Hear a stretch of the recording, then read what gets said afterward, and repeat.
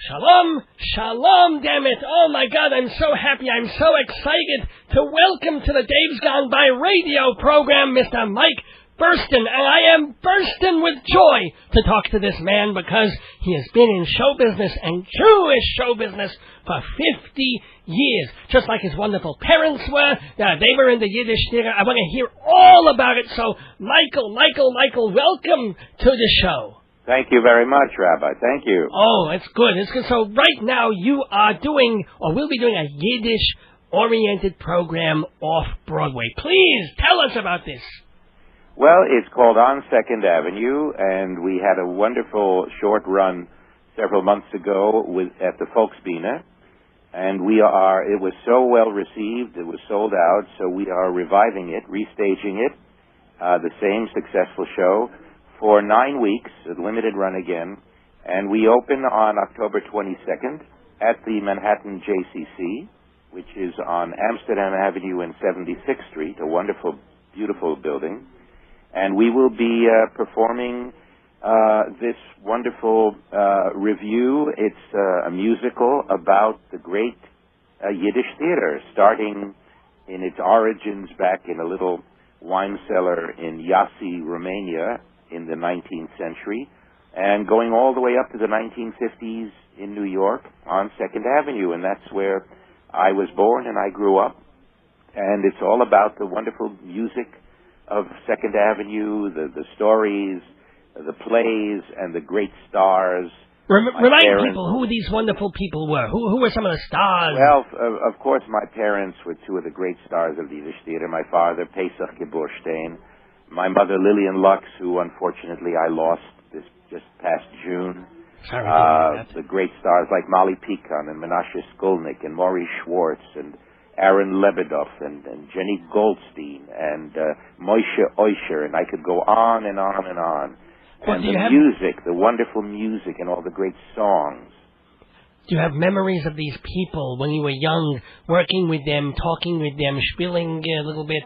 Yes, of course. I was a child, and I was I was the baby of all these people. We were like a family. Everybody lived on 2nd Avenue and worked on 2nd Avenue, and so we used to meet constantly, and they adopted me. I was like their baby, and I grew up there. We had the Hebrew Actors Union, which was the first actors union in America. And people used to gather every day at the club and play rummy and pinochle and just socialize. It was a wonderful era, and all these people, unfortunately, are gone. And so this is an opportunity to immortalize them so that they won't be forgotten, and the great Yiddish language will be heard the way it should be heard, because people are, learning Yiddish now in schools again. But we don't want it to be lost as a spoken language, and this is what's so important about our show. Isn't it true that the Orthodox, the Chabadniks, and they're actually speaking to each other in Yiddish? It's become a new language for them again. They don't do the Hebrew; they do the Yiddish. Or am I wrong about it? But unfortunately, the Hasidim who speak Yiddish as a daily street language, they are lost to the Yiddish culture and the Yiddish literature, because they only speak it so as not to lechalel et sfat hakodesh. They don't want to, speak Hebrew in the street. They retain Hebrew for prayer, and so you can hear children and young people in the streets of Brooklyn or Mea Shearim. They will speak Yiddish, but only as a street language. And unfortunately, the great Yiddish culture and the great Yiddish literature is lost to them, so they don't read Yiddish books, of course. And that's what's important, that we maintain that tradition. And of course, this is something that the Orthodox can come to as well, because we do not work on Shabbos.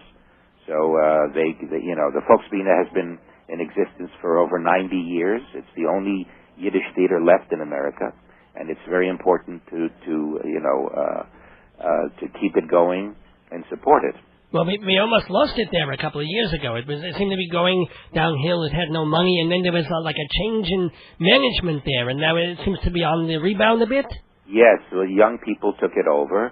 Unfortunately, the lady who ran it for so many years passed away, and now Zalman Lutik took it over and is running it very successfully. But it's also thanks to the kind of shows that the Volksbühne is now producing for young people as well. They have a show for children even in Yiddish.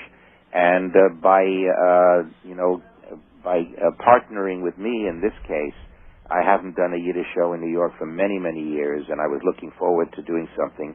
And so we got wonderful reviews, and it's a chance for me to, it's like going home for me, because that's where I grew up, and it's not just a show for me. It's more personal, especially now that I just lost my mother. We're going to, I'll be dedicating my performance to her.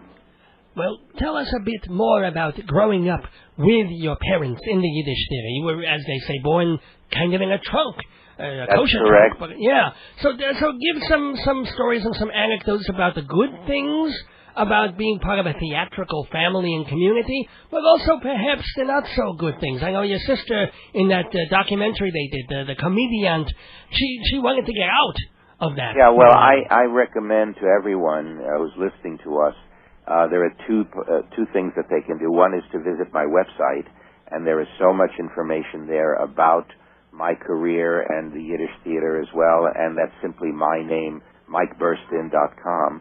But also the documentary you mentioned is a wonderful document. It was 4 years in the making, and it won the Israeli Oscar. And it tells the story of my father, how he started out as a young man, ran away from home at the age of 14 to become a Yiddish actor. And then he came to America, met my mother, and then my sister and I were born and joined the Yiddish theater. And so it is available now on video and DVD. It can be rented because it's really wonderful, fulfilling, and very, you learn a lot about the Yiddish theater in general. But growing up in the Yiddish theater as a child, we traveled all over the world because Yiddish was slowly disappearing in the United States. Second generation American young people didn't want to speak Yiddish. They were ashamed of their parents. And so my parents had to start traveling and following the audiences wherever they were.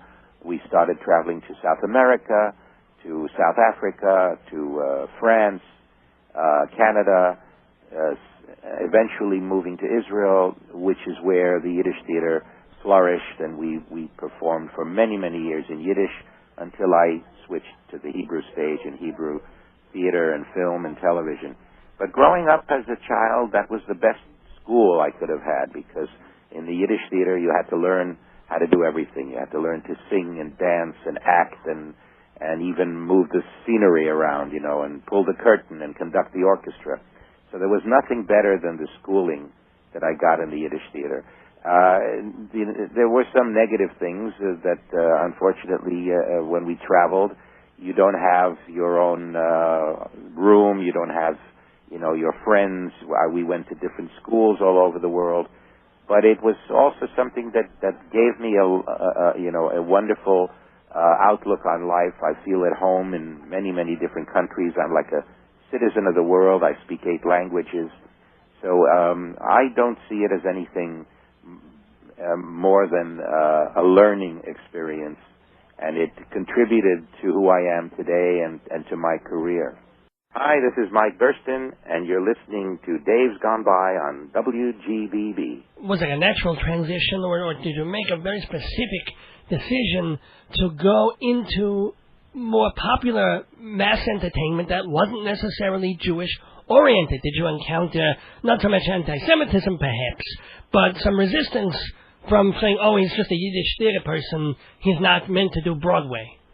No, not at all, because first of all, I switched to the Hebrew theater, the Israeli theater, after I went from Yiddish to the Hebrew stage, Hebrew movies, television, my films, Kuni Lemel, won Israeli Oscars. And from there, I was brought to Holland for several years, where I had my own television show in Dutch in Holland. And eventually from there, I was asked to come back to the States in 1981 and take over a Broadway show called Barnum, which was very successful. and Barnum was as non-Jewish as you could get. But it wasn't any conscious, effort on my part to get away from Yiddish. On the contrary, I keep going back all the time to Israel as often as I can. I do some Yiddish shows in Israel. I am doing it right now. I'm doing a television series in Israel, which is a very successful Israeli TV series in Hebrew, obviously, called Elvis. It's a soap opera, and it's continuing every week in Israel now. So that's an ongoing series there. So I've had a very varied career. When I perform in South America, I perform in Spanish.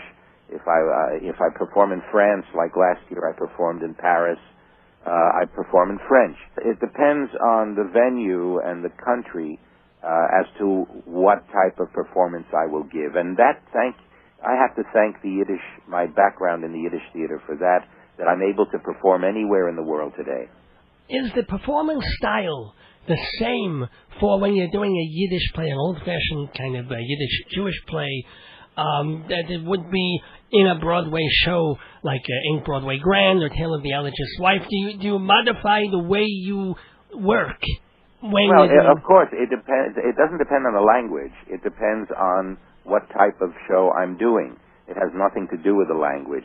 If it's a musical, it'll be the same on Ain't Broadway Grand or on 2nd Avenue. It's just the material is different. But my performance, I adapt my performance to the needs of the show, of the director, of the material. Depending on the material, that's how I will interpret it. This makes sense. This is very wise. You have a good seichel on your shoulders. I am talking to Mike Burstyn, who is in the Off-Broadway Review, the lovely On 2nd Avenue, with all the history and the lore and the music of the Yiddish theater. But I want you to tell me, Mr. Burstein, about some of the American famous stars and people that you have worked with also. Any good stories, any good celebrity friends, celebrity dish? Tell me. Well, I've been very lucky throughout my life to have worked with the great stars, both Jewish and non-Jewish. I mean, I worked obviously with my parents. That was the first two great stars that I worked with. I worked with Maury Schwartz as a young man, and I learned a lot from him. And then throughout the years, I've worked with some great performers, very famous and great actors in Israel. Many of them who are very famous in Israel, but I don't think that they would be well known here. I've worked with Danny Kaye when he came to Israel after the Six-Day War. Well, let's talk a little about Danny Kaye, because I've only heard, unfortunately, very bad things about him. Is that true, or are there some good things to balance out some of the things about when he was? Well, you don't want to speak badly of the dead, so it's not something that I'd like to lashon hara. But he was a troubled man personally. He was a great talent. I admired him greatly, and we spent a month together right after the Six-Day War. He came to Israel, and I accompanied him in my duties in the army. But he was a troubled person. He was. I don't think he was a very happy man, but a great talent. I've worked with Jason Robards Jr. in a film in Israel. I've worked with Chita Rivera, was a guest in my show in Holland. Ben Vereen, some wonderful people that I had the great fortune to work with, and also European performers who are really not well known in the United States. I just did a tour recently with Valerie Harper. We did The Tale of the Allergist's Wife. Wonderful lady who is now touring with Golda, by the way. She's performing. That's a good play. Road company of Golda. So I've had a good fortune to work with some very, very talented people.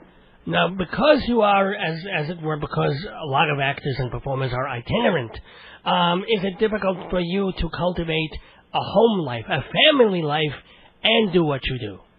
No, not at all. I've been doing this since I was 7 years old, and so we always had the family and the business together, and so it's not something new to me. I have, I've raised two wonderful sons, and we have a lovely home, my wife and I, and when we need to travel, we travel, and we take our home with us. It's part of it. It comes with the territory. Are your sons in the business? No. Would you want them to be? Do you warn them against it? Do you say, No, I don't warn them against it. They're grown men, and they each have their own professions, and they do, what they want to do. It won't help what I want them to do. Would it be even conceivable for you, considering the fact that this is all you've ever known, to do something else? If you weren't a performer, if you weren't an actor, what do you think you could have possibly been? Oh, well, I do other things as well. I have my hobbies, but at one point when I was a young man, I was considering the law profession. I was considering aeronautical engineering, but I kind of incorporate those things into my private life now. I have hobbies where I build and fly model airplanes, so that's a little bit of the aeronautical engineer. And I do all my legal work, anything that needs, all my contractual work I do on my own. So that takes care of a little bit of the legal aspect. So I do the more like hobbies, but at one point if I hadn't continued to be an actor, I may have gone into the legal profession. Interesting. Well, a Jewish lawyer, how can you beat it? That's right, can't be better than that. Let me ask, you're Orthodox, this is true? No. Oh, you are not? No. So I can't be Orthodox and be an actor, especially not in Israel, because in Israel we perform 6-7 days a week. And so in our profession you can't be Orthodox. I'm very traditional, but I can't say that I'm Orthodox, no. And your parents also, because they were traveling, how could they? No, we could not be Orthodox. But you don't have to, it has nothing to do with orthodoxy. As we say in Yiddish, "Ayidach sein in the neshama." It's a matter of your conscience and your soul. You don't have to have a beard and payas to be a good Jew. And you don't have to be Jewish to love levies. It all comes together right. in that way.